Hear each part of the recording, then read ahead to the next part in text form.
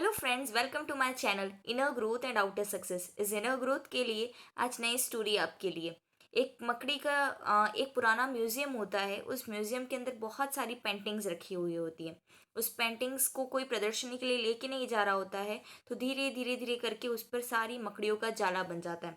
लेकिन एक मकड़ी उनमें से ऐसी होती है जो अपना बहुत सुंदर पेंटिंग के वहाँ पर एक सुंदर सा जाला बनाती है, और उस सुंदर से जाले में रहकर अपना भवन बना के बहुत खुश होती है कि कितना प्यारा घर है मेरा, इसको तो मुझे कहीं छोड़ के जाना नहीं, और ये पेंटिंग्स भी कहीं जाएंगी नहीं तो मैं कहीं जाऊंगी नहीं। तो वो करके वो खुश रहती है और उस घर के अंदर बहुत अच्छे से रहती है। लेकिन कुछ समय के बाद पेंटिंग्स जो पड़ी हुई होती हैं वो वापस से प्रदर्शनी में जाने वाली होती हैं। तो कुछ पेंटिंग्स को लेके जाते हैं, तब वो मकड़ी सोचती है कि कोई नहीं, अभी ये पेंटिंग तो बहुत पुरानी है, इसको तो कोई लेके जाएगा नहीं। तो वो क्या करती है, वहां से नहीं जाती, और जो पेंटिंग्स जाती है वो वाली मकड़ियाँ वहां से चली जाती हैं। फिर थोड़े दिनों के बाद वापस से बहुत सारी पेंटिंग्स वहां से उठाई जाती हैं। लेकिन धीरे से क्या होता है कि वो फिर वही सोचती है कि ये तो बहुत पुरानी है, ये तो कोई लेके जाएगा नहीं, और वापस से सारी पेंटिंग्स चली जाती हैं।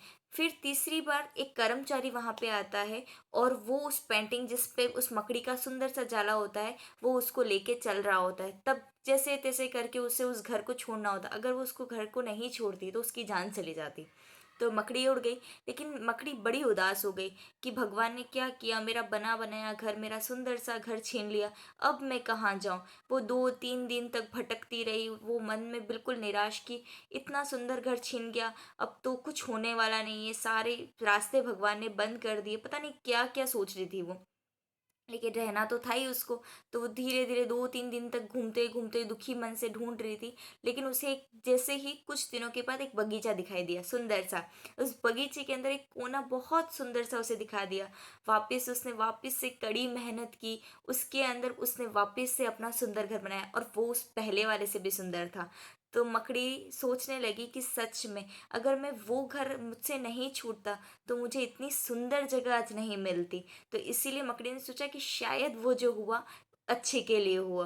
तो हमारे साथ भी यही होता है कि कई कई बार हमारे साथ बहुत सारी ऐसी प्रॉब्लम्स आ जाती है, कठिन सिचुएशंस आ जाती है, जब हमें लगता है कि भगवान पता नहीं हमारे साथ क्या ही कर रहे हैं, कोई रास्ता नहीं, और हमें लगने लगता है कि सब बुरा ही हो रहा है। तो ये नहीं है, भगवान ने शायद वो रास्ता बंद किया है कुछ अच्छा देने के लिए। तो जो होता है अच्छे के लिए होता है। और कभी कभी ऐसे इंसिडेंट्स हो जाते हैं, हमें लगता है कि ये चीज़ जो हुई है वो किसी अच्छे के लिए ही हुई है। जैसे अभी अगर मैं मेरा एक्सपीरियंस शेयर करूँगी थोड़ा सा, मुझे नहीं पता ये कैसा है, कि मैं मेरा मोबाइल बेच रही थी पुराना वाला। तो उसमें मुझे 1700 लगभग मिल रहे थे। लेकिन जो वाले आए वापस डिलीवरी वाले, उन्होंने ना कह दिया कि ये मोबाइल तो आपका सेल में नहीं जाएगा क्योंकि ये टूटा हुआ है। तो मैंने कहा ठीक है, मत दीजिए। थोड़ी सी उदास हुई, फिर मैंने कहा ठीक है, जो होता है अच्छे के लिए होता है। नेक्स्ट डे मैं गई एक शॉप पे, मैंने कहा बेचना तो मुझे है ही।